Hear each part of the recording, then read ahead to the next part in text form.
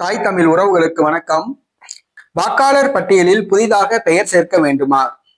வாக்காளர் பட்டியலில் புதிதாக பெயர் சேர்க்க வேண்டுமா என்ற தலைப்பில் இந்த காணொளியை நாம் காண்கிறோம். 18 வயது நிரம்பியவர்கள் வாக்காளர் பட்டியலில் பெயர் சேர்க்கலாம். அல்லது தங்களுடைய பெயர் வாக்காளர் பட்டியலிலிருந்து நீக்கப்பட்டிருந்தால் புதிதாக சேர்க்கலாம்.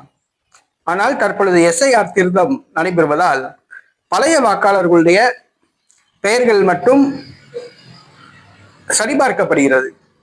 அதாவது பழைய வாக்காளர்கள் தங்களுடைய விண்ணப்பத்தை பூர்த்தி செய்து கொடுக்க வேண்டும். முகவரி மாற்றம் செய்தவர்களுடைய வாக்குகளும் இறந்தவர்களுடைய வாக்குகளும் நீக்கப்பட உள்ளன.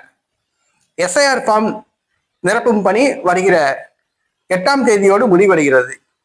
இப்பொழுது புதிதாக வாக்காளர் பட்டியலில் சேர்க்கலாம் என்று சற்று முன் அறிவித்துள்ளார்கள். யாராவது 18 வயது நிறைவடைந்தவர்கள் புதிய வாக்காளர் பட்டியலில் சேர்க்க வேண்டும் என்று சொன்னால், புதிதாக பதிய வேண்டும் என்று சொன்னால், அல்லது வாக்காளர் பட்டியலில் நீக்கப்பட்டவர்கள் புதிதாக சேர்க்கப்பட வேண்டும் என்று சொன்னால் டிசம்பர் மாதம் 9ஆம் தேதி முதல் சேர்க்கலாம் என்று அறிவித்துள்ளார்கள்.